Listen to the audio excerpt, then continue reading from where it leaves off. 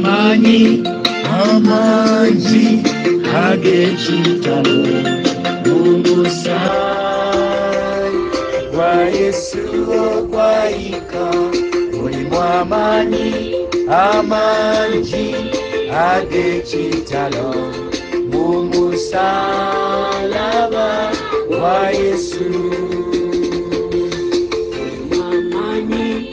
amangi ag'ekitalo musalaba gwa Yesu ogwayika mulimu amanyi amangi ag'ekitalo musalaba gwa Yesu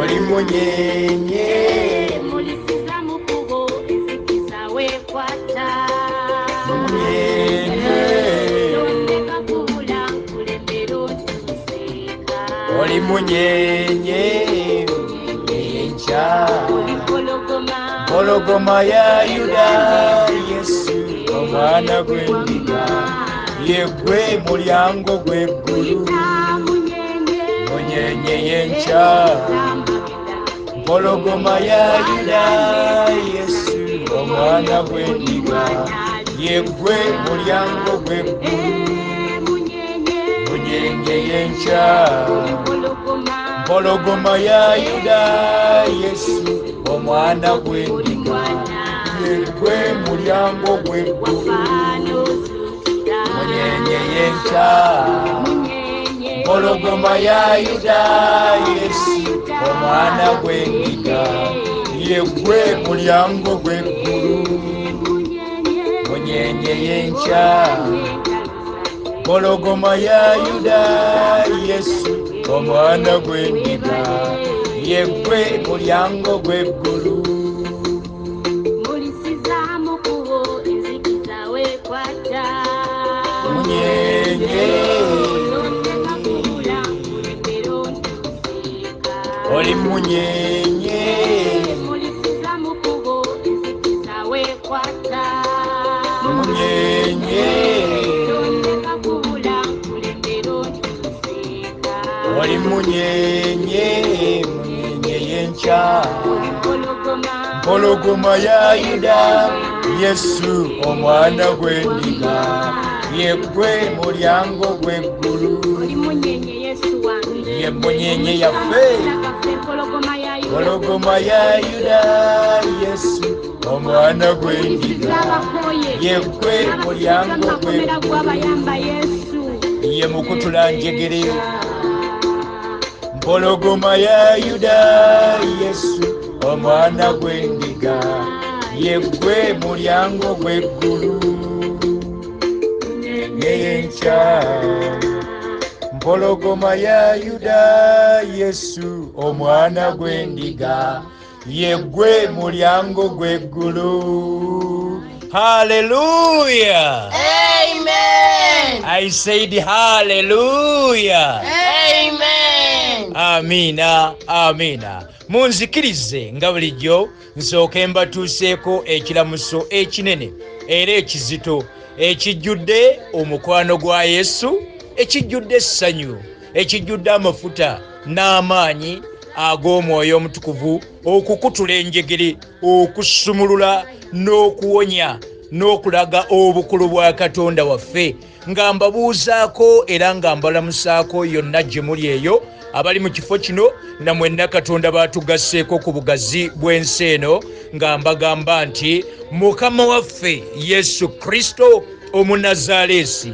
yeebazibwe, yeebazibwe oyo bulokozi bwaffe, yeebazibwe oyo butuukirivu bwaffe, yeebazibwe oyo omugabi w'obulamu era omugaati gw'obulamu, yeebazibwe nnyo oyo eyatugula n'omusaayi gwe ogw'omuwendo gwe yayiwa ku musaalaba e Gologoosa, yeebazibwe oyo omusumba w'ekkanisa, yeebazibwe nnyo oyo omulyango gw'eggulu, kubanga Mukama waffe Yesu Kristo ye yennyini yekkubo n'amazima ate era n'obulamu.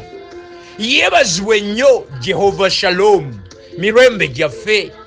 Yeebazibwe nnyo Jehova Jaira, bugabirizi bwaffe, yatugabirira, ye bugagga bwaffe. Yeebazibwe nnyo bugagga bwaffe.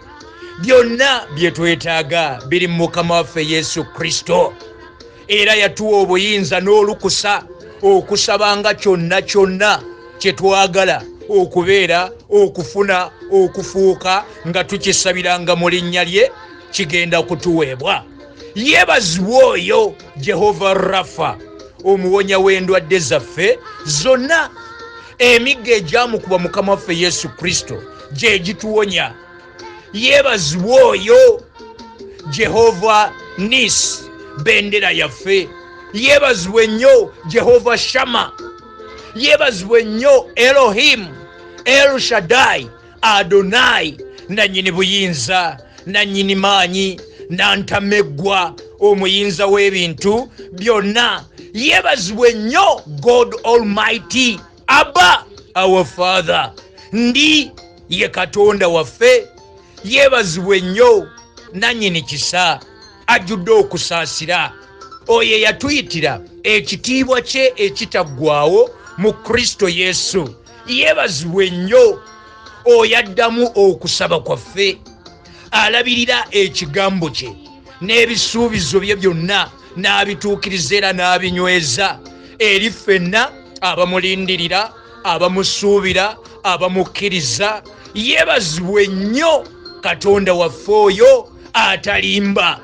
Yeebazibwe Katonda omwesigwa. Yeebazibwe nnyo Katonda ow'amazima, amazima gaffe. Yeebazibwe nnyo magezi gaffe, kutegeera kwaffe, kumanya kwaffe. Yeebazibwe oyo atununula n'atujja mu bulumi, n'atujja mu muliro, n'atujja mu buyinike, mu bitunyiga byonna. Ye Katonda abitununulamu obulokozi bwaffe. Nannyini matendo, ekitiibwa n'ettendo tubiddiza ye yekka okuyita mu Kristo Yesu, omwana wa Katonda omulamu. Haleluya, Amen. amiina, amiina. Twebaza Mukama nti n'olwaleero atuleese mu maaso ge okumugulumiza, okumuddiza ekitiibwa n'ettendo. Si bangi nti bali mu maaso ga Katonda, abamu tebukedde oba we bukeeredde ng'amagulu bagawanise, abalala bamaze okubazinga bagenda kubeera nga baziikibwa, naye ffe tuli balamu olw'ekisa kye. Twebaza Mukama nti ffe atuwadde ekisa ne tubeera mu maaso ge. Kale bikula wamu nange Bayibuli yo, tugende butereevu mu kigambo kya Katonda, tubeereko ennyiriri oba ebyawandiikibwa bye tugabana nate Omwoyo Omutukuvu byatuwadde ng'emmere yaffe ey'omwoyo etuyisa mu lwaleero mu linnya lya Yesu. Tutandikidde mu kitabo kya Yokaana, the book of John chapter 17 verse 3. Yokaana essula y'e17 olunyiriri olwokusatu. Nze nno mmaze okubikkula Bayibuli yange eno ey'obwakabaka bwa Buganda. Ntegeeza Bayibuli yange eno eyawandiikibwa era nevuunulibwa mu lulimi olukulu era nga lwe lwogerebwa mu bwakabaka bwa Buganda, olulimi Oluganda. Bayibuli yange ey'Oluganda egamba bweti mu kitabo kino ekya Yokaana essula ya 17 olunyiriri olwokusatu. Nga ssaala ya Mukama waffe Yesu Kristo atusabira. Essaala ya Mukama waffe Yesu Kristo egenda bweti mu maaso mu lunyiriri luno olwokusatu, nti buno bwe bulamu obutaggwaawo, okutegeera ggwe Katonda omu ow'amazima, n'oyo gwe watuma Yesu Kristo. Ssaala Mukama waffe Yesu Kristo ng'agitusabira ffenna, gwe nange, gwe ali mu kifo kino nawe gwe Katonda gwatugaseeko. Essaala ya Mukama waffe egamba nti buno bwe bulamu obutaggwaawo, okutegeera gwe Katonda ow'amazima. ekyawandiikibwa kitugambye buno bwe bulamu obutaggwaawo Mukama waffe Yesu Kristo bw'atulaga.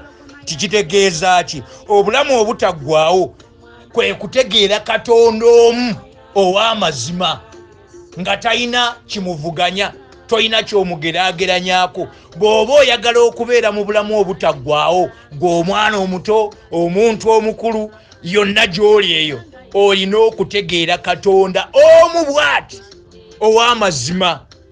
Bw'otegeera Katonda nannyini kutonda nsi eno, eyatonda eggulu n'ensi, n'omutegeera n'omumanya.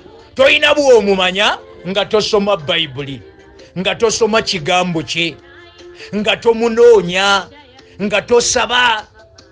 Kati okutegeera era ekyaleeta Mukama waffe Yesu Kristo gye tuli, yajja okututegeeza tutegeere Katonda omu ow'amazima. Ate noono eyajja gye tuli omulokozi naye tumutegeere. Bwe tutegeera Katonda ow'amazima, amazima gaffe ye Katonda waffe, kali naffe abamukkiriza kitukakatako okutambulira mu mazima. Sekyandiikibwa kigambye buno bwe bulamu obutaggwaawo, okutegeera ggwe Katonda omu ow'amazima n'oyo gwe watuma Yesu Kristo.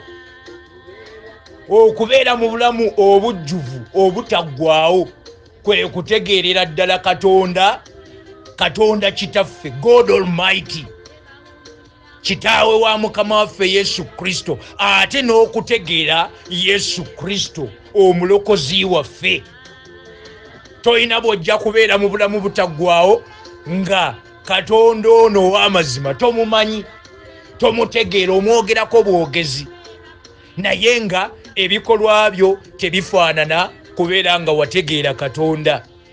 Bw'okkiriza oteekwa okubala embala ya Kristo, ne tuba nga tukola okwagala kwa Katonda, nga tutambulira mu kwagala kwa Katonda, nga tukwata amateeka ge, ebiragiro bye, emisango gye, ate ne tugitambuliramu, ne tugikola, ne tugondera ekigambo kya Katonda.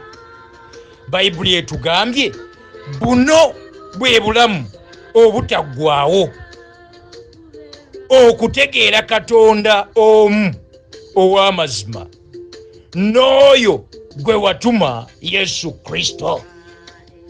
Kati ffe ng'abaana ba Katonda kitukakatako okutegeera Katonda ow'amazima yaani, ne Yesu Kristo yaani mu bulamu waffe, yaani mu ggwe. Omutegeera otya? Tumwogerako bwogezi oba tumutegeera?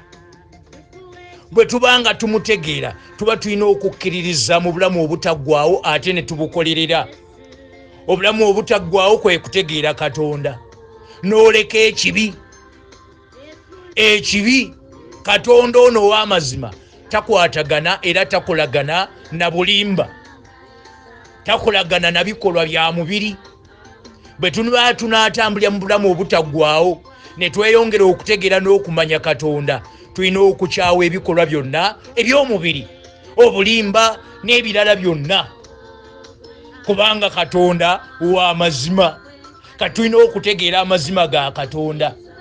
Amazima ga Katonda galabikira mu mirimu gye, kubanga ye mwesigwa, talimba, w'amazima, alabirira ekigambo kye n'akinywezera n'akituukiriza gye tuli mu linnya lya Mukama waffe Yesu Kristo. Kaakati ye Katonda waffe bw'abanga w'amazima, ffe tuli b'amazima mu bye tukola, bwe tutambula tuli b'amazima. Tweyongeddeyo mu Isaaya essuula eya 26 olunyiriri olw'okusatu. Isaaya essuula ya 26 olunyiriri olw'okusatu lugamba bwe luti, Isaiah chapter 26 verse 3. Isaaya 26 olw'okusatu. Onoomukuumanga mirembe mirembe, onoomukuumanga, ono ategedde Katonda omu ow'amazima awadde obulamu bwe Yesu. Bw'owa obulamu bwo Yesu n'oyaayaana okwongera okutegeera Katonda waffe ne Mukama waffe Yesu Kristo, n'oyaayaana okutegeera eby'obwakabaka bwa Katonda, eby'eggulu, okumanya eby'obusika bwaffe, n'oyaayaanira obulamu obutaggwaawo, obulamu ng'obuwadde Yesu. Kaakati gwe wano gwe bagamba, gwe nange ffe be bagamba, obulamu bwe tumala obbuwa Yesu ne tumwesiga. Yesaya 26 olwokusatu lugamba, onoomukuumanga mirembe mirembe, eyeesigamya omwoyo gwe ku ggwe, kubanga akwesiga ggwe. Gwe bakuuma emirembe n'emirembe, ne bakukuuma bwe tuba twagala obukuumi obwa forever and ever, obw'emirembe n'emirembe. Twesige Mukama, tumwagale, tumuwe emyoyo gyaffe, obulamu tubuwe Yesu, tuggulewo enzigi z'emitima gyaffe, ayingire atuule mu ffe, naffe tuyingire mu ye, tukole okwagala kwa Katonda. Onoomukuumanga mirembe na mirembe, onoomukuumanga mirembe, oyo eyeesigamya omwoyo gwe ku ggwe. Obulamu bwo bw'obuwa Mukama n'omwesiga, agenda kukukuuma emirembe n'emirembe, nti kubanga akwesiga. Weesiga biki? Abaana b'abantu tubeesize ne batuyiwa, ne batulyamu olukwe. Bangi bakaaba, abalala baali mikwano gyaffe, mubasanga eyo gye musomera, eyo gye tusula, gye tubeera, be tukola nabo, be twasoma nabo, twabeesiga, naye bamaliriza batukosezza. So obwesige bwonna abooluganda tubuteeke mu Yesu, twagale Mukama. Obwesige bwaffe tubujje mu bintu byonna, butubeere mu Katonda waffe gwe tuba twesiga, yalimu obukuumi bwaffe, obugabirizi bwaffe buva gy'ali. Ekyawandiikibwa kigambye onoomukuumanga mirembe mirembe, emirembe n'emirembe, forever and ever. Obeera n'obukuumi. Omwoyo gwo bw'obanga oguwadde Yesu, n'owaayo obulamu bwe eri Yesu, n'akulokola, n'alokola obulamu bwo, ate n'obwesige bwo nga bukuli mu ye, bwe butubeera mu ye, nga ye nnamba emu waffe mu buli kimu. Ekyawandiikibwa kye tutandikiddemu, obulamu obutaggwaawo, kwe kutegeera Katonda ow'amazima, n'oyo gwe yatutumira, gwe yawaayo nga ssaddaaka, Mukama waffe Yesu Kristo, n'omutegeera. Kati olina bw'omutegeera ate nga tomuwadde bulamu bwo. Okutegeera Katonda ow'amazima kwe kubeera ng'omukkiriza, n'omwesiga, era n'omuwa obulamu bwo, n'omukkiriza afugire mu ggwe, akukulembere, akuluŋŋamye mu buli kyokola kyonna. Hallelujah! Amen! I said hallelujah! Amen! Okutegeera Katonda omu ow'amazima kitegeeza nti yabeera nnamba emu. Tobaayo mu byobufuzi babeerayo, simanya ne part B oba option B, babeerayo n'enkola endala, naye bw'owa obulamu bwo Mukama n'omwesiga, tobeerayo nti ate nja kgenda ewa jjajja mutuula ku mmindi, mutuula ku ngo, mutuula ku musota. Kabwa Kaganda oba waliyo ne kabwa Kazungu, abo bonna ndowooza waliyo ne mutuula ku mbwa, kuba waliyo mutuula ku ngo. Kati abo bonna obwesige bwo tobuteeka mu ebyo. Obwesige bwaffe bwonna tubuteeka mu Katonda waffe. Tetuwuliriza ddoboozi lya Sitaani, tetuli wa bbanga mu bulamu bwaffe. Sitaani tetuteekeddwa kumuwa bbanga mu bulamu bwaffe. N'abantu bano ababeera basumululwa nti bavaako emizimu, amatu gaffe tetuteekeddwa gawa ddoboozi lya mizimu, kubanga ebyawandiikibwa bigamba okuva olubereberye sitaani mulimba, muye temubanga mu mazima n'akamu, era ye kitaawe w'abalimba, byayogera byonna buba bulimba. Kati ffe eddoboozi lye tuteekeddwa okuwulira, tuteekeddwa kubeera nga tuwulira okuva eri Katonda waffe, nga gwe twesiga, gwe tuwuliriza, okubeerawo kwaffe kuva gy'ali, gwe tuyimusiza amaaso gaffe, gwe tulindirira, ng'obulamu bwaffe bwonna buli mu Yesu. Ne tunoonya okweyongera okumanya Katonda ono omu ow'amazima, biki by'ayagala. Ayagala tweyise tutya, tutambule tutya.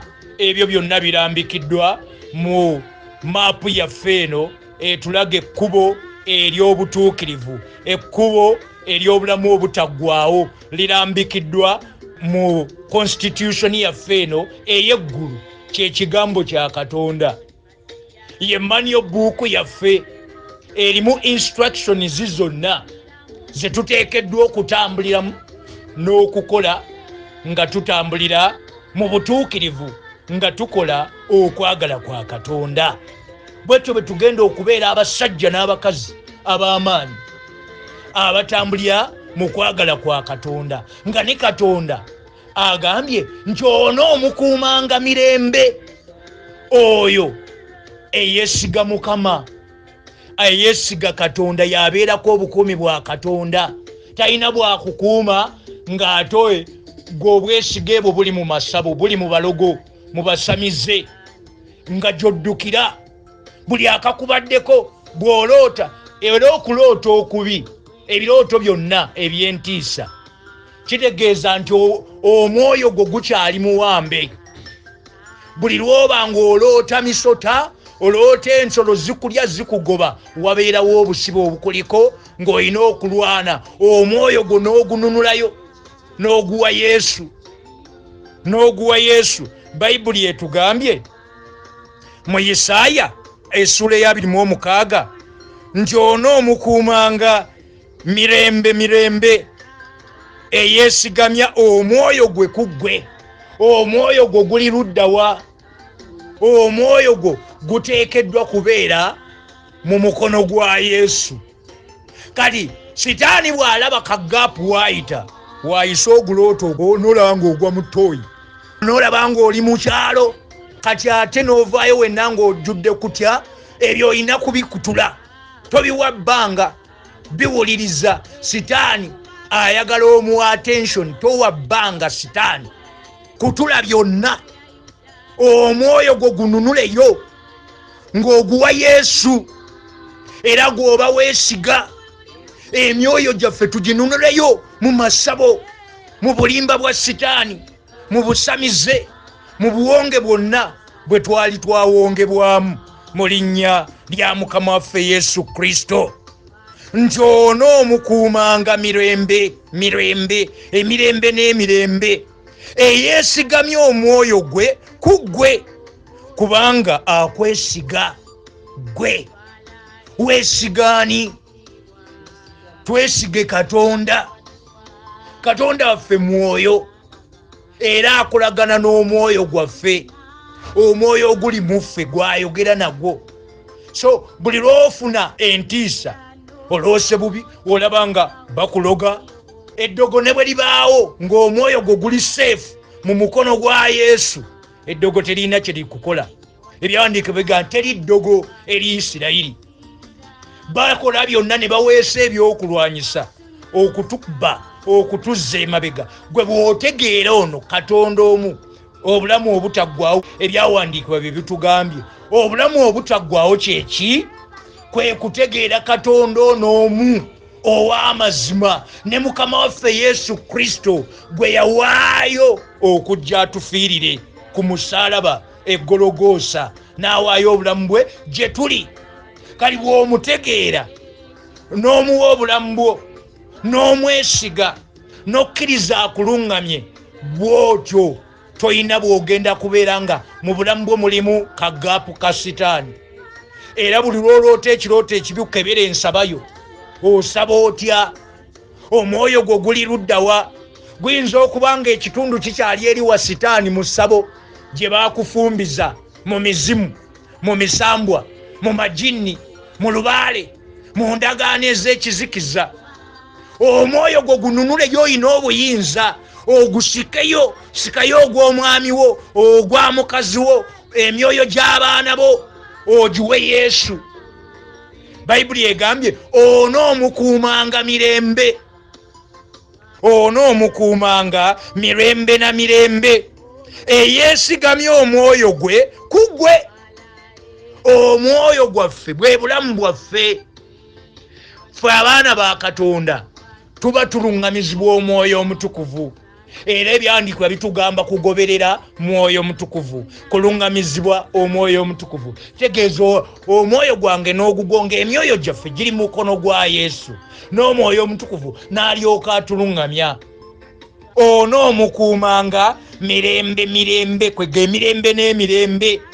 Eyeesigamye omwoyo gwe kuggwe, kubanga akwesiga ggwe. Obulamu tubuwe Mukama, tumwesige mu buli nsonga, mu buli kigambo. Mwesige mu mirimu gyo, mwesige mu kusoma kwo, mwesige mu buweereza, mwesige y'alina emikwano emirungi. Abantu abalungi Bayibuli etugamba mu Zabbuli eya 24 olunyiriri olusooka nti eno ensi ya ddadi waffe Katonda Kitaffe, n'okujjula kwayo ebirungi byonna bye yajjuza mu nsi eno byaffe. Bwe tumwesiga, bwe tumwagala, agenda kubituwa. Biri mu busika bwaffe ng'abaana ba Katonda. N'abantu abalungi bali mu mukono gwa Mukama. Gye tunaakoma okumwesiga n'okumwagala, ebirungi byonna agenda bireeta. Abireeta gye tuli. Ffe tunoonye Mukama nga bw'akyayinzika okulabika. Tumunoonye ono Katonda ow'amazima, tumutegeere. Tokoma mu kumunoonya. Omuntu asobola okusaba n'okusiiba n'avaamu nga naye era tategedde Katonda. So ffe mu kunoonya kwaffe Mukama tunyiikire okumunoonya ate n'okumutegeera, nga tusoma ekigambo kye, ne tusaba omwoyo n'omutukuvu atubikkulire the mysteries of the gospel, ekyama ekiri emabega w'ekigambo kya Katonda. Ekyama ekyo kye kitutwalira ddala mu kwongera okutegeera n'okumanya Katonda onoomu ow'amazima. Bw'agamba nti ndi ye Katonda omu, God Almighty. Bw'oba omwesize tayagala weesige bintu birala byonna. Haleluya, Amen. Kale nzikiriza ng'olina essaala, olinayo eddakiika mu maaso ga Katonda, oyogere ne Mukama, omuwe ensonga zo, muwe omwoyo gwo, muwe obulamu bwo, ate omwesige mu linnya lya Yesu. Kola endagaano mu maaso ga Katonda, endagaano empya. Gwe abadde yagwa, abadde ya backslidinga, abadde yatambulira mu kubuusabuusa, mu kwemulugunya, obulamu bwaffe tubuwe Mukama.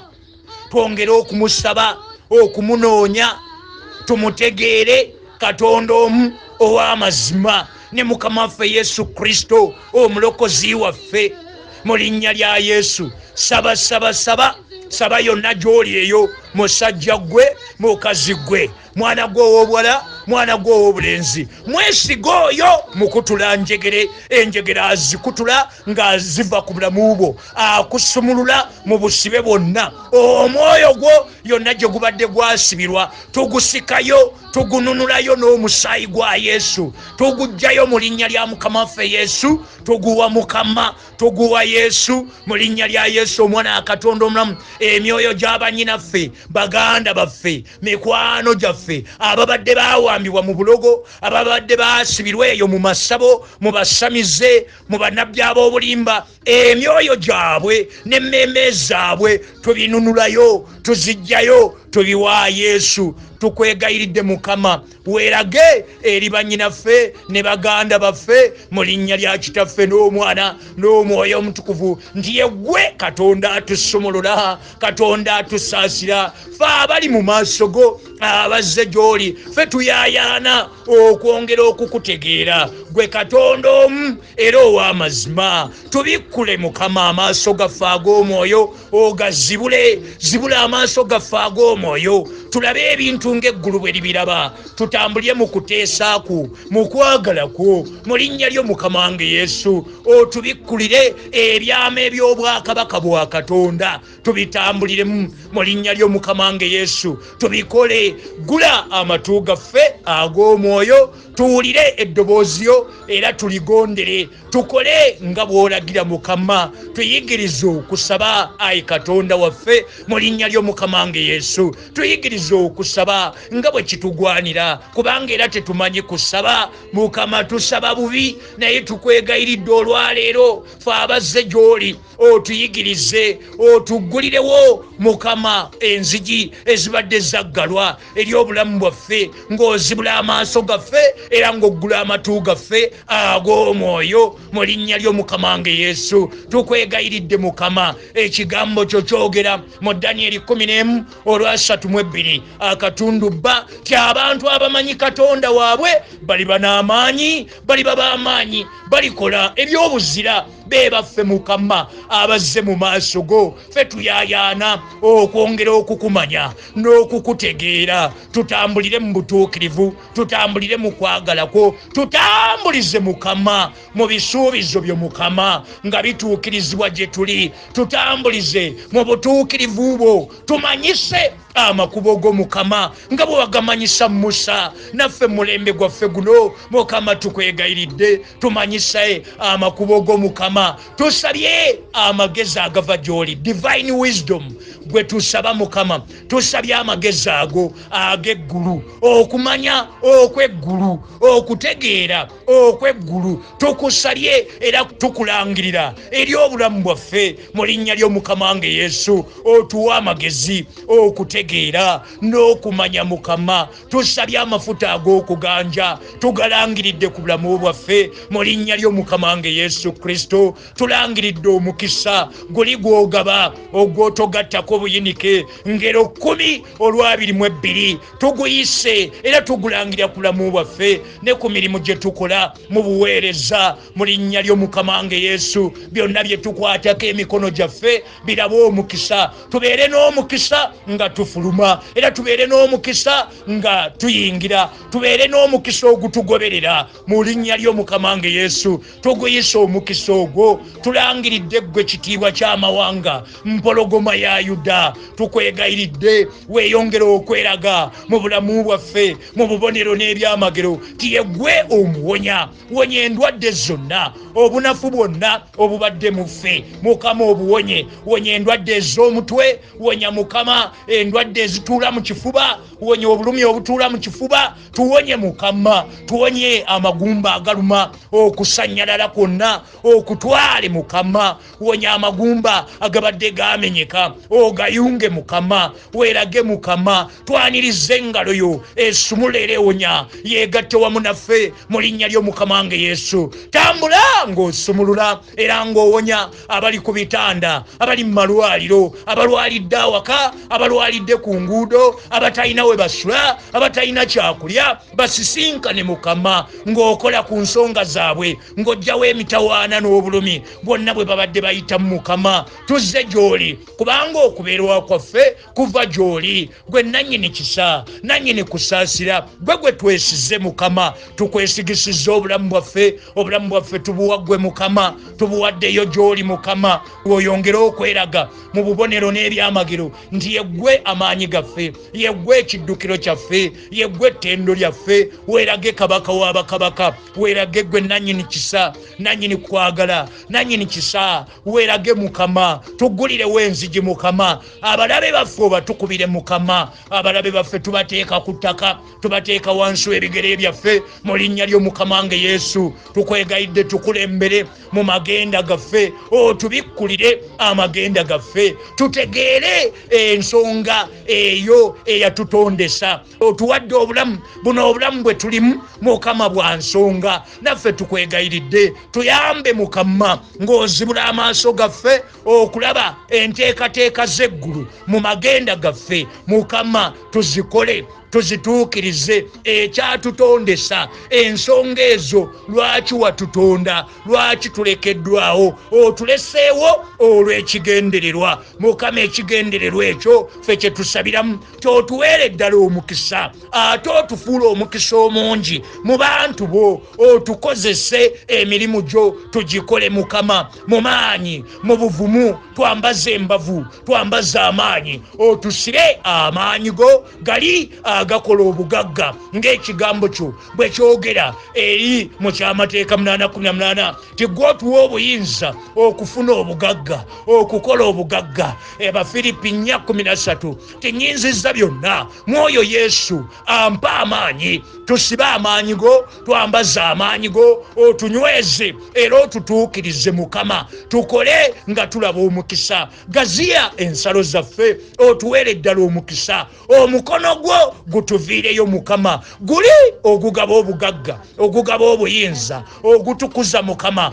wabeerewo afuluma mukama afuluma obuyinike afuluma obusibe oyo abaddeko emyoyo egimutambulirako ng'omwoyo gwe gwawambibwa mukama tugununulayo tugusikayo omwoyo gw'omukazi oyo abaddeko ekimukozesa ekimujjira ekiswala ekyo tukisumula omuliro tusumula omuliro ogw'omwoyo omutukuvu ku mizimu ku misambwa ku majini ku biteega ku lubaale w'ebika ku dayimooni zonna ku mizimu egyo egiva ku bika egirondoola obuwonge bwonna obubadde bukutambulirako ekyo ekibadde kikutuula ku mugongo ekibadde kikutuula mu kifuba obulumi obwo ekikunyigiriza ekyo ekijja ne kikukozesa ekyo kyetwokya omuliro ogw'omwoyo omutukuvu sumula omuliro mu linnya lya Yesu yita omuliro mu linnya erya Yesu tuyita omuliro ku maanyi gonna ag'ekizikiza ag'emagombe tuganywesa omusaayi ate nga tugasumula omuliro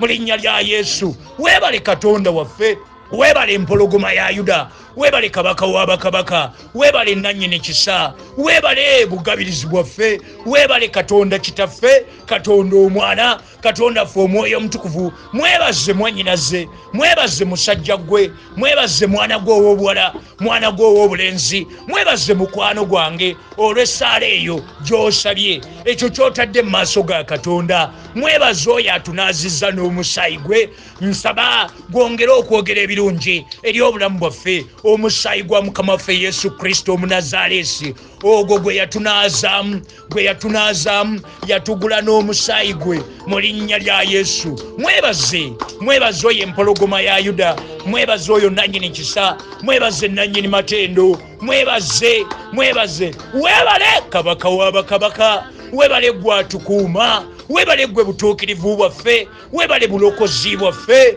weebale bugagga bwaffe weebale enzigi z'otuguliddewo n'emikwano gy'oleese gye tuli egy'abasajja ab'omugaso omuli abaddugavu abazungu abasajja n'abakazi abaana ab'obuwala n'ab'obulenzi b'otugaseeko omuli ba vision helpers ba vision supporters ba partners in ministry ba partners in development ba business partners mukama tukwebaza amayumba g'otuzimbidde ebibanja by'otugulidde ebyapa by'ettaka by'otuwadde weebale mukama weebale nti ebyo byonna ensi byeyaayaanira by'otuwadde ffe abaana bo abakwesiga tukwebaza obugagga bw'otuwadde n'ebintu tukwebaza amaanyi n'obuvumu by'otuwadde mukama weebale Katonda waffe ekitiibwa n'ettendo tubikuddiza okuyita mu linnya ly'omwana wo omu yekka mukama waffe Yesu Kristo era omulokozi waffe ffenna ne tugamba nti ekisa kya Mukama waffe Yesu Kristo n'okwagala ko Ayi Katonda waffe n'okussa ekimu okw'Omwoyo Omutukuvu bibeere naffe ffenna n'eri abooluganda bonna emirembe n'emirembe, emirembe egitaggwaawo. Amiina. Mazima ddala obulungi n'ekisa, obugagga bwo, omukisa gwo, emirembe gyo, amagezi go, okutegeera n'okumanya ebiva gy'oli, omukisa n'okuganja, omusaayi gwo, omukono gwo, byonna Mukama ebyamagero byo binaagendanga wamu naffe bwe tulangiridde bwe tutyo okutuusa ku nnaku ennyingi. Naffe tunaatuulanga mu maaso go Mukama, mu nnyumba yo, nga tukusinza, nga tukutendereza, nga tukuddiza ekitiibwa n'ettendo, nga tuwaana ggwe, nga tuyaayaana nga bulijjo okwongera okukumanya gwe Katonda omu era ow'amazima ne Mukama waffe Yesu Kristo era omulokozi waffe. Bwewe tunaayaayaananga Mukama nga tuyaayaanira obutuukirivu okutuusa ku nnaku ennyingi. Ekitiibwa kibeere gy'oli Ayi Katonda Kitaffe n'eri omwana wo omu yekka Mukama waffe Yesu Kristo era omulokozi waffe, n'eri Omwoyo wo Omutukuvu nga bwe kyali olubereberye, bwe kiri ne kaakano, bwe kiribeera emirembe n'emirembe, emirembe egitaggwaawo, kubanga obwakabaka n'obuyinza n'ekitiibwa bibyo emirembe n'emirembe. Ffenna ne tugamba nti amiina.